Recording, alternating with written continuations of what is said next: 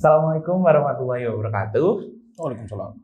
Sebelumnya perkenalkan, saya Chandra Surya dari HMI ISIP. Kita akan belajar terkait mengenal bisnis kreatif agensi. Nah, kita udah bersama narasumber yang luar biasa. Mungkin boleh perkenalan, Mas? Luar biasa banget ya? Iya, luar biasa banget. Gak apa-apa. Ya, perkenalkan nama saya Yusril, cuman biasanya dipanggil Ucil, jadi bebas mau manggil apa? Ucil, Yusril, bebas. Terus saya dari Pola Sirka. Oke, dari Pola Sirka ya, Mas? Pola Sirka. Mas Ucil, berarti aku mau tanya, Mas, mungkin boleh dijelasin nggak terkait Pola Sirka itu gimana? Maksudnya bisnis yang bergerak dalam bidang apa, terus mungkin kayak sejarah-sejarahnya gitu. Kalau ngomongin sejarah sebenarnya terlalu jauh ya. Kayaknya kita kan nggak dari megalitikum gitu kan. Jadi kayak kalau misalnya Pola Sirka sendiri sebenarnya berdirinya di 2020 di Malang pastinya. Cuman kita nggak menutup kemungkinan untuk akhirnya yang kita terima nggak cuma dari Malang.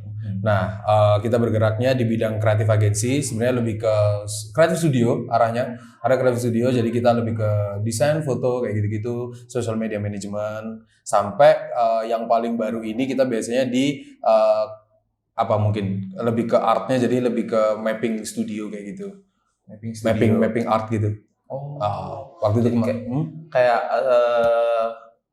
pameran-pameran gitu. Yeps, kemarin kita juga kebetulan kita ngadain pameran. Kita kolaborasi sama ada studio di Surabaya, namanya UYCC.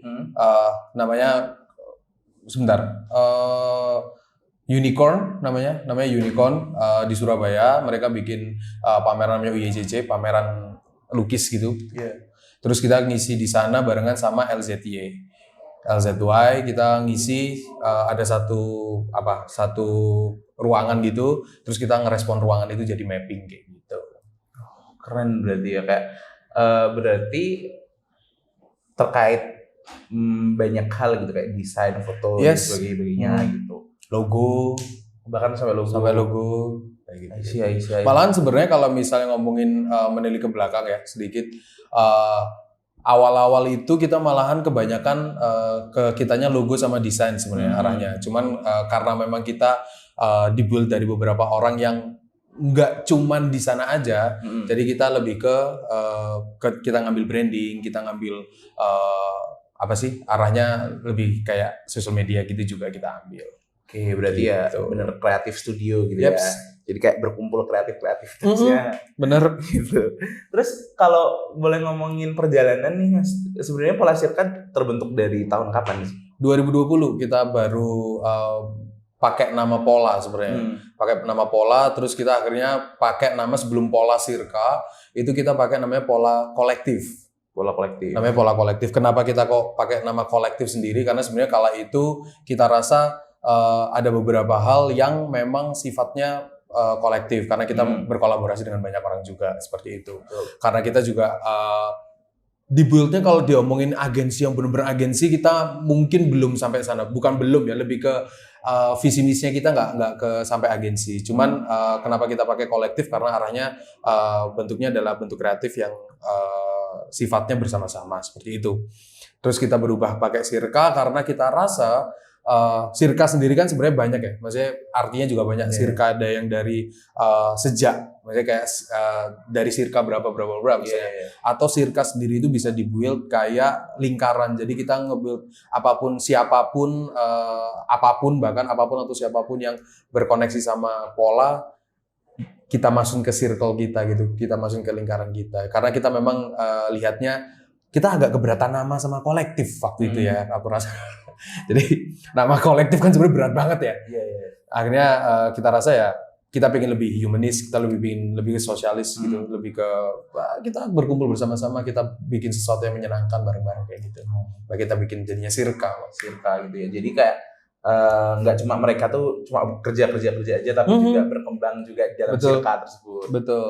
Oke, paham. Pun nggak cuma yang di dalamnya Pola Sirka, tapi pihak-pihak eksternal yang masih berkoneksi sama kita, ya kita anggap sebagai circle kita. Seperti itu. Keren. Dan namanya Jiplan. Terus aku mau tanya sih, Mas, terkait kayak pas awal-awal terbentuknya Pola Sirka ini kan pasti kalau dalam setiap semua bisnis tuh kayak butuh modal, baik modal secara formal maupun material gitu. Jadi kayak entah manusianya, entah alat-alat, bahkan entah uang dalam bentuk fresh money gitu. Kira-kira waktu awal mula Pola Sirka atau Pola Kolektiva atau Pola itu tadi gimana modal pertamanya? Sama-sama kita tahu ya, maksudnya kamu juga pasti bergerak sedikit di bisnis juga, maksudnya mengenal itu juga. Semua bentuk bisnis pasti ada modalnya. Yang mana kalau di bentuk kreatif ini sebenarnya modal terbesarnya adalah SDM. Siapa orangnya? Siapa yang bisa ngedit? Siapa yang bisa ngedit? Siapa yang bisa handle klien? Siapa yang bisa desain? Siapa yang bla bla bla. Kebetulan emang kita waktu itu nggak dari banyak orang, kita dari cuman 3 orang sampai 4 orang, yang mana sebenarnya job desk-nya sudah ada sendiri kayak gitu. Ada yang foto, ada yang video, ada yang edit dan bla bla. SDM itu penting. Maksudnya gimana orang kenal kita, orang tahu itu man behind the gun-nya siapa gitu. Jadi SDM itu salah satu modal yang waktu itu kita kuatin. Karena memang per karakter orang-orang yang di sana itu sebenarnya udah punya kayak kliennya sendiri-sendiri kayak gitu, udah punya konsentrasinya sendiri-sendiri kayak gitu. Terus kalau misalnya modal yang sifatnya material ya, kebetulan waktu itu kita juga berkoneksi sama ada kopi-kopian yang udah tutup, Bros namanya. Nah, kita diberi satu ruangan yang memang jadi kantornya kita. Kalau misalnya alat kita waktu itu juga kebetulan swasembada sepertinya ya. Jadi dari orang-orang, jadi yang SDM tuh 3 orang tuh ada yang punya laptop sendiri, ada yang punya kamera sendiri, bla bla. Itu yang memang buat kita awal-awal masuknya seperti itu. Oke, berarti ya emang orang-orang ini yang gimana ya, bukan konsep ya, tertarik gitu lah untuk membangun Pola Sirka gitu ya. Benar, karena memang kan orang-orangnya di dalamnya konsentrasinya waktu kuliah juga sebenarnya arahnya juga ke sana, di kafe kayak gitu-gitu. Jadi memang kebutuhan dia waktu kuliah pun ya pasti dipakai gitu, kayak gitu. Jadi nggak yang sebenarnya menurut aku nggak semua yang harus semua dari big modal gede gitu loh. Emang sih kalau misalnya ritme kita ngomongin bisnis, modal gede, return-nya juga gede. Iya. Iya, di bisnis. Modal tadi ya. Oke. Sorry, tadi ada sedikit gangguan. Jadi kalau modal sendiri sebenarnya benar modal gede, high return juga. Cuman kalau misalnya di bentuk-bentuk yang seperti ini, karena memang bentuknya bukan produk ya, bentuknya adalah jasa. Yang mana sebenarnya maksudnya kita hidup di Malang BTW yang mana masih banyak kok penyewaan yang masih bisa dipakai kayak gitu. Sebenarnya nggak harus yang modal-modal harus gede gitu. Gimana kita pun dari modal kayak misalnya penyewaan kamera atau apa kayak gitu-gitu, sebenarnya juga bisa diambil dari gimana kamu klien kan. Jadi bisa dapat dari sana juga. So ya. Sih. Terus kalau ngomongin alat tadi udah dijelasin sih Mas, sebenarnya kayak nggak perlu yang gede-gede banget. Tapi kayak mungkin aku pengen tahu kayak alat basic gitu yang harus at least wajib lah ini kalau mau bikin kreatif agensi atau kreatif studio ini wajib punya gitu. Satu. Wajib punya yang pasti motor ya. Motor atau kendaraan ya maksudku. Kamu ketemu klien pakai apa gitu. Bener. Itu penting. Motor, mobil, Grab, Gojek, bla bla. Itu penting. Terus yang kedua pasti utilities. Kamu mau pakai misalnya klienmu sosial media. Sosial media butuhnya apa sekarang? Visual. Berarti gimana harus ada visual, menunjang visual yang bagus, gimana berarti kamera yang oke kayak gitu. Nggak harus yang terlalu mahal, cuman cocok sama kerjaannya aja gitu. Kalau misalnya memang foto studio bla bla, kebutuhannya apa? Kayak gitu, kamera pasti. Terus alat ngeditnya misalnya laptop, komputer kayak gitu. Detik yang seperti itu. Sekarang malahan banyak AI. Jadi sebenarnya nggak terlalu, iya. Bahkan jujur, even kalau misalnya aku sendiri ngomongin apa aku nggak pakai AI, aku bakalan naif banget. Ya aku pakai AI. Cuman apakah AI itu jadi seluruhnya? Enggak. Karena memang kita sebagai kreatif ya yang dicari adalah kreatifnya gitu. Ide apa yang dikasih ke orang, cerita apa yang mau dikasih. Itu kan sulit kalau misalnya ngomong AI jadi sebagai pembantu aja. Ataupun kalau misalnya AI sendiri juga bantunya akhirnya jadi utilities untuk ngedit untuk apa jadi lebih mudah kayak gitu. Betul kayak beneran AI tapi juga bisa membantu gitu. Sekarang dari mahasiswa juga kan seringnya kayak dapat ilmu juga gitu. Siapa sekarang nggak pakai ChatGPT, bro? Iya. Nggak pakai ChatGPT? Pakai kan? Semua orang pakai ChatGPT.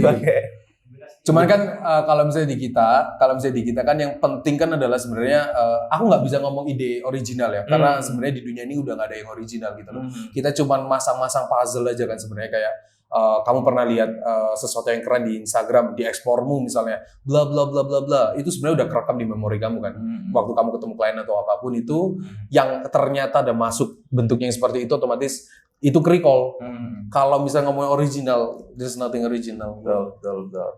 Tapi aku mau tanya ini deh, kan tadi dari kita munculin ide walaupun tidak original ya, tapi kan kita ada mikir gitu kan, mikir dulu buat munculin ide ini, terus kita sampai proses pembuatannya mungkin butuh berhari-hari. Nah itu tuh dari segi bisnisnya sendiri ya, penentuan kayak harganya dari Pola Sirka sendiri itu gimana? Kayak penentuan harga, nah ini agak ubek-ubek dapuranku ya bro. Tak ubek-ubek aja, it's okay. Sebenarnya kalau misalnya ngomongin gimana ya, ngomongin masalah harga ke klien, kita sebenarnya ada satu treatment yang aku nggak tahu ini dipakai sama studio lain atau enggak. Cuman kita biasanya ada sebelum kita tekan kontrak, sebelum kita MOU, sebelum kita ngomongin masalah duit, kita ngobrol dulu. Kebutuhannya sejauh apa sih? Nah, kebutuhan sejauh apa itu kita build jadi harga kita. Harga dari mana? Misalnya kita sewa, pasti ada beberapa yang harus kita spend jadi harga yang kita tanggungkan ke klien kita kan otomatis. Terus misalnya kita ada laptop, kita habis beli laptop atau kita habis upgrade PC misalnya. Kita ada beberapa persen dari PC itu yang untuk harga baliknya itu. Jadi ya semua harus dihitung sebenarnya. Kalau misalnya mau bisnis itu sustain ya.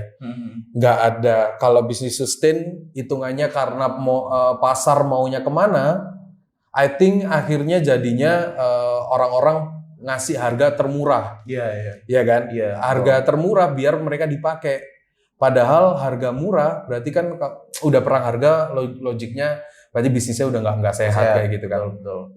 Ya sebenarnya kita lihatnya dari pantasnya berapa, dari hitung-hitungan yang udah ada, yang mana hitung-hitungan banyak BEP bla bla bla bla bla, HPP dan sebagainya. HPP.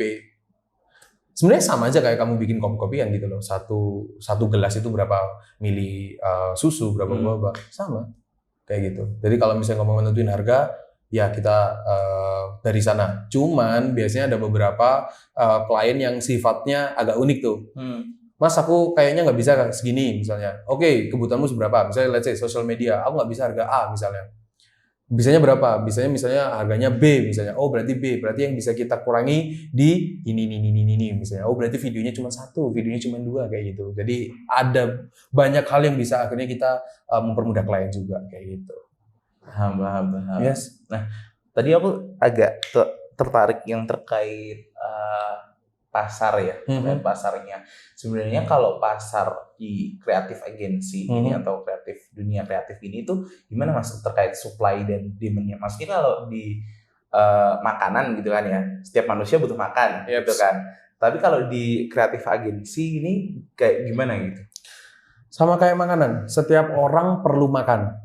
Logiknya gitu. Iya. Social media, semua orang, semua bisnis perlu aktualisasi diri. Perlu dia dikenal orang. Logiknya kayak gitu.